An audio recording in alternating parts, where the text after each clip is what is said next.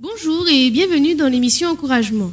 Nous sommes avec le pasteur Rémi Francis. Bonjour pasteur. Bonjour Pétula, comment ça va? Ça va bien, grâce à Dieu. Et bonjour à tous qui nous regardent en ce moment. Donc le thème de l'émission aujourd'hui est « Garde ton cœur plus que toute autre chose ». Garde ton cœur Plus que toute autre chose. plus que toute autre chose, parce que nous savons, parfois certaines difficultés peuvent pousser à avoir de l'amertume dans notre cœur, mais il faut que nous puissions garder nos cœurs avant toute chose, Amen. parce que la Bible déclare c'est du cœur que viennent que l'abondance du cœur, que la bouche parle. Amen. C'est pourquoi nous devons faire très attention pour ne pas s'affaiblir nous-mêmes spirituellement par rapport à notre cœur, mais garder notre cœur en toutes circonstances, quel que soit ce qu'on peut nous dire, quel que soit ce qu'on peut nous faire, quel que soit ce qu'on peut entendre, mais garder nos cœurs, parce que notre cœur doit manifester l'amour de Dieu. Notre cœur doit manifester la paix, la grâce, la puissance de Dieu, quels que soient les événements, quelles que soient les difficultés, quels que soient les problèmes. Mais garde ton cœur avant toute chose afin que tu puisses accomplir la volonté de Dieu, afin de ne pas faire l'œuvre du malin. Amen. Alors Proverbe chapitre 4, verset 23 nous dit « Garde ton cœur plus que toute autre chose, car de lui viennent les sources de la vie. » Parce que viennent du cœur les sources de la vie. De la vie. Amen. Et c'est de l'abondance du cœur que la bouche parle. Parce que si quelqu'un vient en face de toi et la personne sème une mauvaise graine en toi et cela rentre dans ton cœur, voilà, vous allez produire des choses mauvaises. Parce que la graine qui a été plantée n'est pas venue pour vous faire du bien, mais au contraire est venue pour vous faire du mal.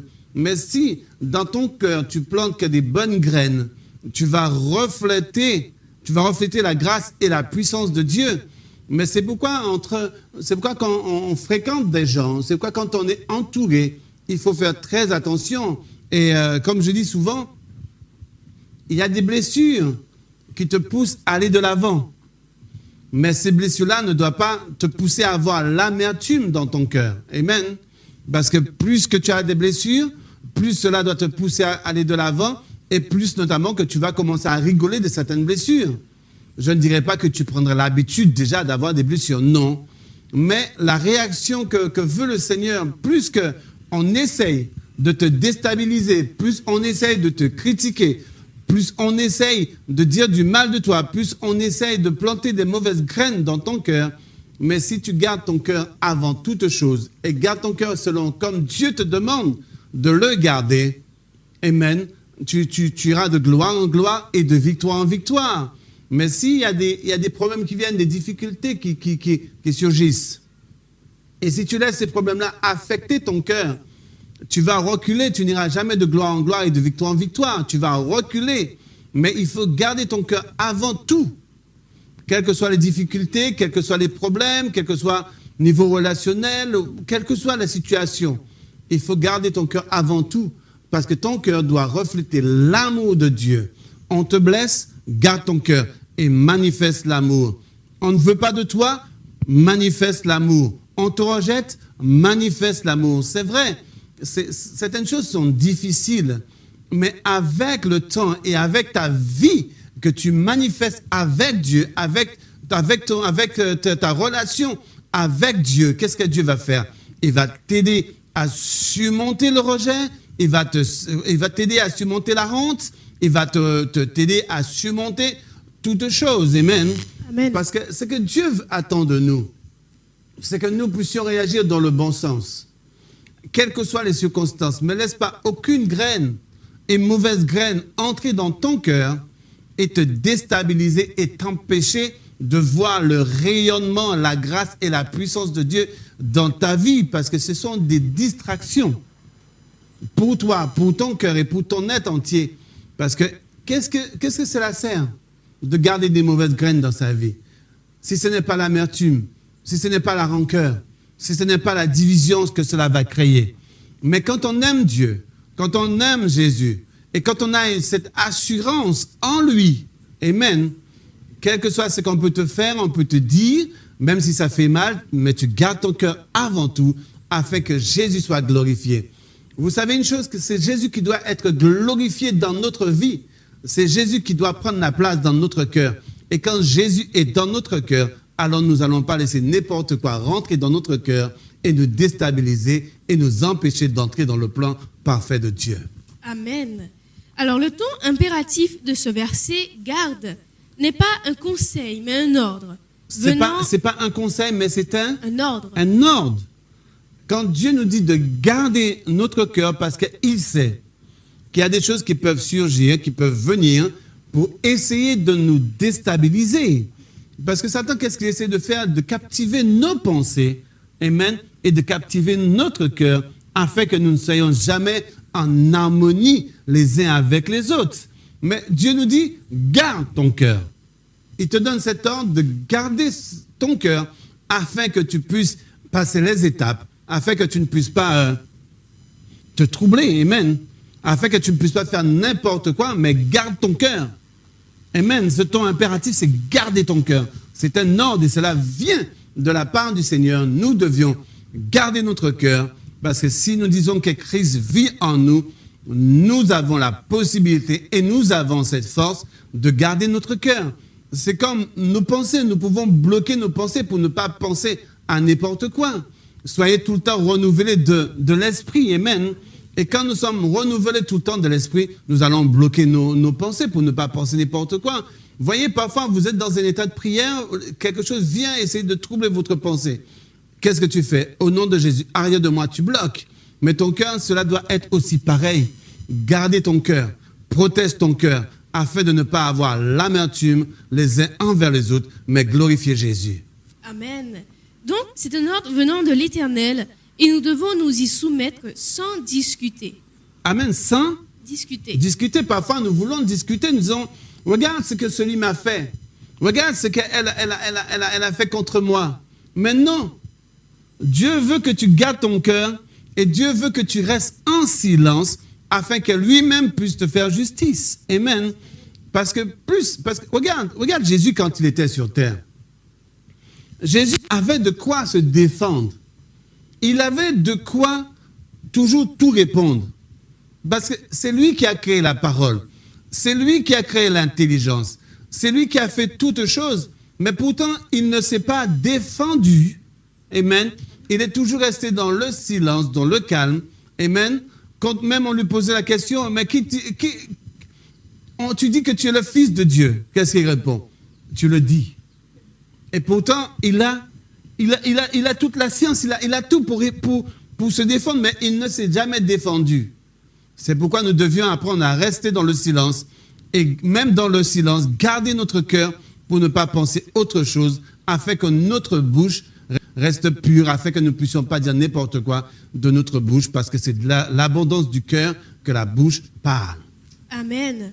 Alors le Seigneur nous demande de garder, ce qui veut dire que nous devons surveiller avec attention et même utiliser la force si nécessaire. Amen. Donc on garde quelque chose parce que nous voulons en conserver l'état actuel. On ne veut pas qu'il soit altéré, volé. Nous ne voulons pas qu'il soit altéré. Alors Pétula, je te pose une question. Oui. Qui est-ce qui vit dans ton cœur? Jésus. Mais si Jésus vit dans ton cœur, qu'est-ce que tu vas faire? tu vas garder ton cœur Oui, pour que cela ne soit pas altéré. voilà, Amen. effectivement. C'est là nous devions nous faire violence. Amen. Pour garder notre cœur parce que ce n'est plus nous qui vivons, mais c'est Christ qui vit en nous. Amen.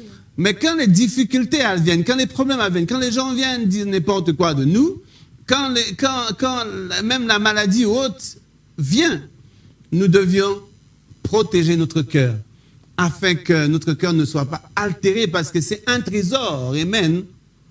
Parce que quand tu as un trésor et tu sais que ce trésor elle vaut des milliards et des milliards, qu'est-ce que tu fais? Tu gardes ce trésor précieusement. Tu vas même le poncer, le garder, enlever la poussière qui est dessus afin que cela ne soit pas altéré pour que tu puisses toujours garder la beauté de ce trésor. Mais imagine ton cœur qui vaut plus que ça, plus que cela, plus que tous les milliards au monde. Et imagine-toi encore que Dieu dit dans sa parole, il a fait de nous un sacerdoce royal, mais il a fait de nous son habitation en esprit. Jésus vit dans ton cœur, alors tu as un trésor inestimable. Pas de prix. Amen. Rien ne peut l'acheter, mais il faut garder ton cœur afin qu'elle ne soit pas altérée par quelle que soit la situation, les contextes, les murmures, ou encore quelle que soit la situation. Amen. Il faut garder ton cœur, mais ne jamais laisser ton cœur altéré afin que l'amertume hante, afin que quelles que soient les choses de ce monde puissent venir troubler ton cœur. Donc, on ne veut pas donc qu'il soit altéré, Amen. volé, ou même simplement vu. Et parce que donc, ce qui doit être gardé est simplement important ou précieux à nos yeux ou à celui qui nous demande justement de le garder. Oui, parce que celui qui nous demande de le garder, c'est qui? C'est Dieu. C'est Dieu. Voilà. Et Dieu est pour nous, est précieux. Amen. Dieu vivant en nous donne de l'impact et de l'importance monumentale à notre cœur, à notre être, à notre cœur. Vous voyez? C'est pourquoi, comme Christ vit en nous, alors nous devions dire que notre cœur lui appartient. Et comme c'est lui maintenant qui prend soin de notre cœur, par le Saint-Esprit qui vit en nous, et il nous donne les marches à suivre afin d'aller de l'avant, nous devions considérer notre cœur comme un trésor inestimable que Dieu lui-même prend soin. Et nous ne devions laisser personne entrer dans notre cœur pour troubler notre cœur afin qu'elle ne soit pas altérée. Amen. Si vous avez de l'eau claire, limpide, et vraiment, quand vous vous regardez, vous voyez dedans. Mais si vous mettez un peu de boue dedans, l'eau sera altérée. Vous n'allez plus voir la beauté de l'eau, mais vous allez voir une eau qui commence à être boueuse, mais une eau sale. C'est pareil pour notre cœur. Si nous ne le gardons pas précieusement et nous laissons des murmures de cran, bien quelle que soit la chose, venir altérer notre cœur, nous n'allons plus voir les choses comme Dieu nous demande nous n'allons plus voir les choses comme Dieu nous demande de les voir. Nous allons commencer à penser naturellement, mais non plus spirituellement. Mais c'est que Dieu veut que nous puissions faire les choses selon sa volonté, selon sa puissance et selon sa force. Mais c'est pourquoi nous devons garder notre cœur avant tout. Amen. Donc, nous pouvons nous demander qu'est-ce que le Seigneur a mis dans notre cœur de si important à garder. Amen. Donc, on va le voir dans Hébreux au chapitre 8 et au verset 10 où il est écrit « Mais voici l'alliance que je ferai avec la maison d'Israël. Après ces jours-là, dit le Seigneur, je mettrai mes lois dans leur esprit. Je les écrirai dans leur cœur. Amen. Et je serai leur Dieu et ils seront mon peuple. » Amen. Amen. Dieu a inscrit ses lois, sa parole dans notre Cœur. cœur. Amen. Et si la parole de Dieu demeure dans ton cœur, dans ta vie, dans ton être entier, est-ce que tu vas laisser quelque chose venir altérer cette parole? Non. Tu ne peux pas laisser quelque chose venir altérer cette parole. C'est pourquoi il faut avoir cette assurance, cette ferme assurance que Dieu vit en toi, que Dieu vit dans ton cœur. Quel que soit ce qu'on peut te dire, quel que soit qu'on peut te faire, il faut rester campé sur ta décision. Il faut rester ferme. Jésus-Christ vit en moi, Je n'ai pas le droit de te détester. Jésus-Christ vit en moi. Je n'ai pas le droit de te haïr. Jésus-Christ vit en moi. J'ai le droit de t'aimer. Amen. Amen. Et j'ai le droit de prendre soin de toi malgré ce que tu dis de moi faussement, de moi au fait. Amen. C'est pourquoi nous devions vivre comme la parole nous dit, parce que il a mis sa parole dans notre cœur, dans notre esprit et dans notre cœur. Et si nous disons que nous sommes enfants de Dieu, si nous disons que nous sommes fils et filles de Dieu, rachetés à un grand prix, et nous disons que la parole vit dans notre cœur, nous n'allons pas laisser, quelle que soit la chose et les difficultés, venir altérer cette parole. Amen. Parce que c'est la parole qui donne la vie, c'est la parole qui justifie, c'est la parole qui sanctifie. Et Dieu nous a donné sa parole afin que nous puissions être lavés par l'eau de sa parole, et sa parole vit dans notre cœur. Alors ne laissons rien venir altérer cette parole. Amen. Amen, amen. Alléluia. Le Seigneur a mis dans notre cœur le signe de son alliance avec nous par les lois qu'il a écrites. Amen. En faisant cela, le Seigneur dit, « Je serai leur Dieu et ils seront mon peuple. » Amen. Jean chapitre 1, versets 1 à 4 nous dit, « Au commencement était la parole, et la parole était avec Dieu, et la parole était Dieu. Elle était au commencement avec Dieu. Toutes choses ont été faites par elle, et rien de ce qui a été fait n'a été fait sans elle. En elle était la vie, et la vie était la lumière des hommes. » Amen. En elle était La vie et la lumière des... et la vie était la lumière des hommes. Amen. Et maintenant, cette parole est ancrée dans notre Cœur. cœur. Amen. Amen. Parce que Dieu nous a créés. Et Dieu a mis sa parole maintenant en nous. C'est pourquoi nous devions garder notre cœur pur, garder notre cœur propre, Amen. garder notre cœur sans faille, afin que nous puissions toujours manifester l'amour de Dieu. Regarde Jésus, malgré tout ce qu'il a suivi, parce que Jésus a été abandonné, pas abandonné de la part de ses ennemis. Non, Jésus a été abandonné des siens. Et pourtant, Jésus avait de quoi laisser son cœur, avoir de quoi laisser son cœur pour l'amertume puisse entrer. Mais Jésus nous a montré l'exemple, même si que tu es abandonné, garde ton cœur et continue à aimer.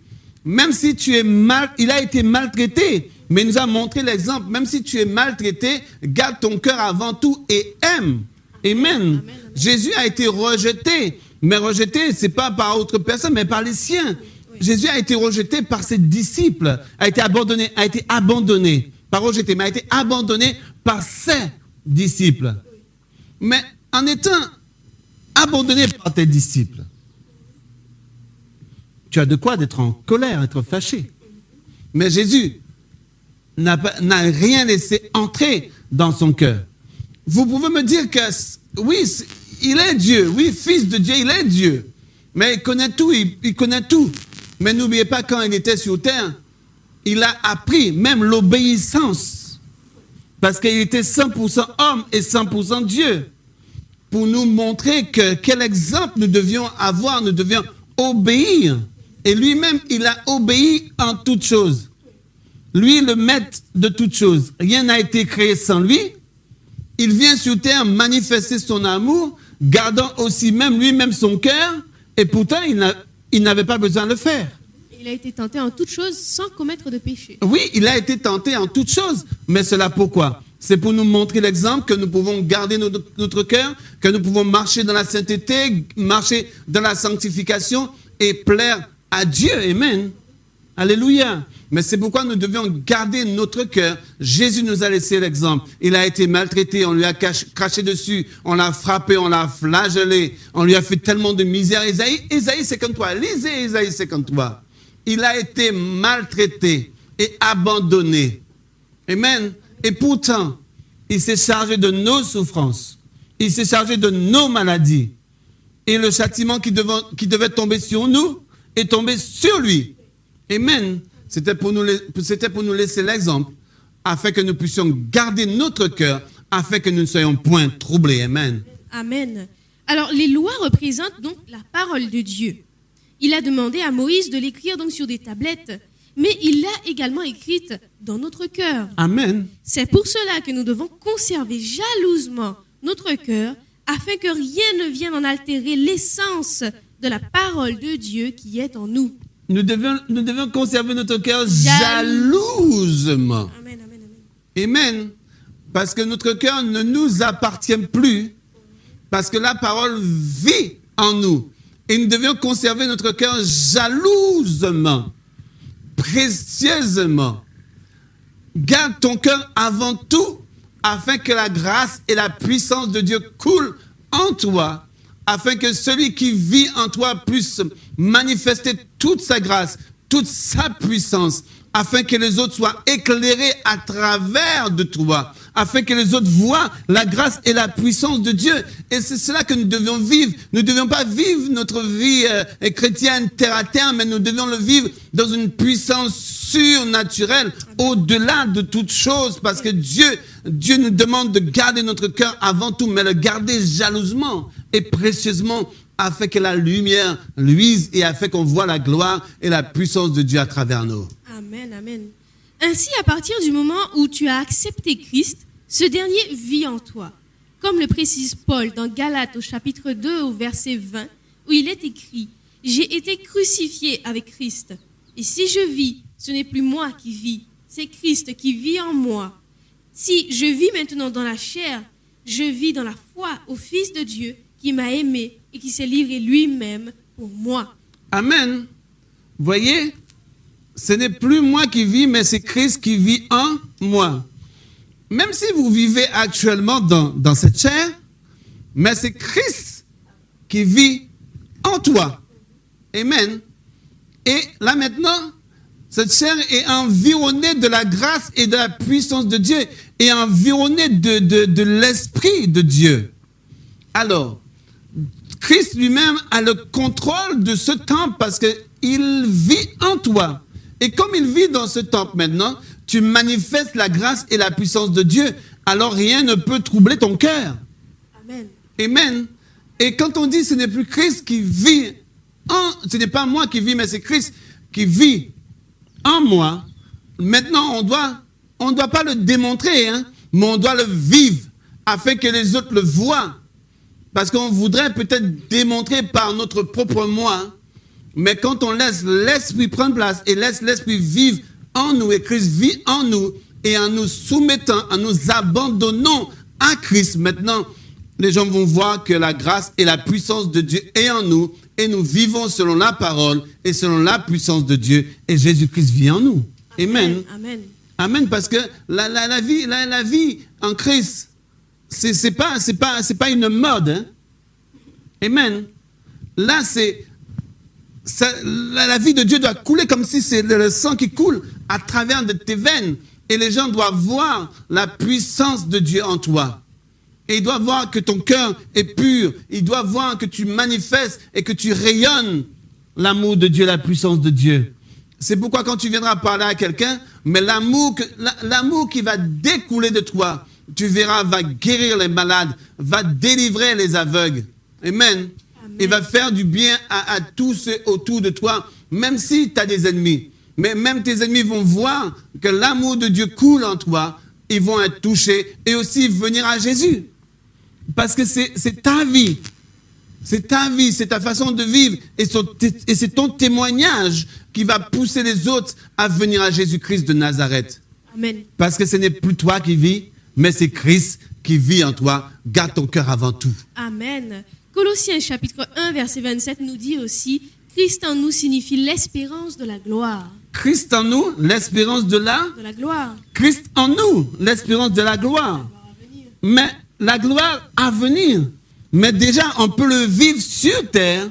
On ne vivra jamais dans toute sa plénitude. Mais on le vit déjà comme si cela y était. Parce que Christ vit en nous. Amen. Alléluia. Amen. Parce que nous savons, nous ne sommes pas de ce monde. Nous vivons dans ce monde, mais nous ne sommes pas de ce monde. Nous sommes des clandestins. Amen. Parce que notre patrie n'est pas d'ici. C'est pourquoi nous devons protéger notre cœur afin que tous ceux qui doivent entrer dans cette patrie céleste, dans le royaume de Dieu, doivent rentrer à travers nous aussi. Amen. Amen. Alléluia, parce que c'est en élevant Jésus, en vivant la vie de Jésus, en laissant Jésus vivre à travers nous, que les autres vont voir que le Christ vit en nous et qu'eux aussi, ils vont venir au Seigneur. Amen, alléluia.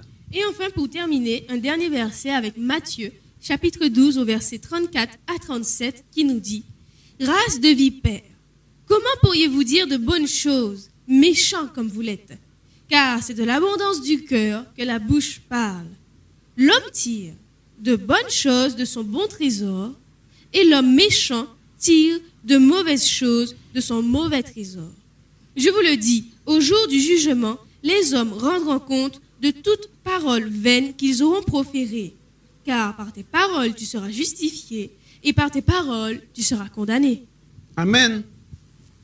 Je vais simplement vous laisser réfléchir par rapport à ce qu'on vient de lire. Mais je vais dire juste quelque chose pour terminer. Garde ton cœur avant tout. Ne laisse pas le diable semer des mauvaises semences dans ton cœur, mais soyez tout le temps renouvelés de l'esprit.